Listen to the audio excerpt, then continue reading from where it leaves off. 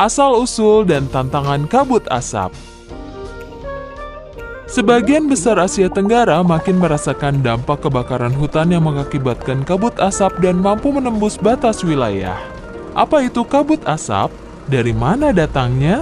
Apa sajakah dampaknya? Dan bagaimana cara menghentikannya? Kabut asap termasuk polusi udara. Pada dasarnya kabut asap ini berasal dari kebakaran hutan yang terjadi di musim kemarau dari bulan Juli sampai Oktober. Angin pasat meniup asap dari Indonesia ke Singapura, Malaysia, dan seluruh wilayah ASEAN.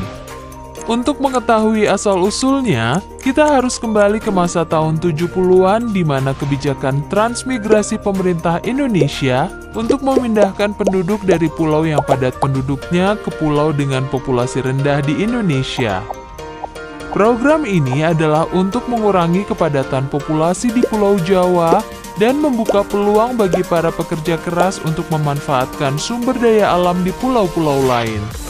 Namun para transmigran tidak tahu tentang praktik pertanian lokal atau tradisi lokal. Dengan kurangnya sumber daya, mereka menggunakan api untuk membersihkan lahan dan memulai sebuah perkebunan. Tapi dengan lenyapnya hutan, iklim di daerah yang kecil menjadi semakin mengering. Lahan yang tidak terurus ini mengakibatkan kebakaran rentan terjadi karena tanah tersebut mengering. Sementara itu semakin banyak orang menyalakan api di mana api tumbuh menjadi besar. Menghentikan kabut asap berarti melakukan pencegahan kebakaran, namun hal tersebut memiliki tantangan. Tantangan 1. Di Indonesia, luas lahan gambut mencapai 20,6 juta hektar yang merupakan 10,8% dari total luas lahan nasional. Gambut terbentuk dari bahan-bahan organik seperti dedaunan, pohon tumbang, dan akar yang berakumulasi selama bertahun-tahun bahkan berabad-abad. Tidak seperti kebakaran hutan yang menjalar dengan cepat, kebakaran jenis ini mampu membakar hingga 10 kali lipat lebih banyak bahan bakar, membakar dalam kondisi basah lebih dalam, serta menghasilkan asap yang jauh lebih banyak. Kebakaran bahkan bisa terjadi lagi setelah api dipadamkan. Tantangan 2. Pertanian di daerah pedesaan masih menggunakan teknik tebang bakar. Kebakaran yang tidak dapat dikendalikan terjadi ketika masyarakat lokal tidak sadar akan resiko yang berkaitan dengan api atau apapun alternatif lainnya untuk membakar lahan. Dengan rendahnya pemahaman terhadap penggunaan api yang tidak dijaga dapat lepas kendali sehingga dengan cepat menyebar ke area yang lebih luas. Tantangan 3. Kemiskinan mengakibatkan penggunaan api karena hanya menghabiskan 5-10 dolar Amerika per hektar, sedangkan membersihkan lahan dengan bantuan alat berat membutuhkan 300-400 dolar Amerika per hektar.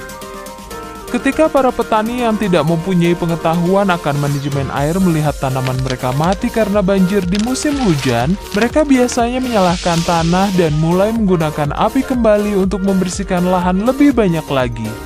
Tantangan 4. Konflik lahan adalah hal yang umum di Indonesia, di mana seringkali beberapa pihak mengklaim lahan yang sama dan terdapat versi peta yang berbeda-beda di setiap jenjang kepemerintahan. Hal ini menyebabkan konflik lahan dan kurangnya insentif terhadap pemerintah lokal untuk mengendalikan kebakaran dan berinvestasi dalam kemampuan untuk memadamkan kebakaran. Dalam kasus yang terburuk, api digunakan sebagai senjata.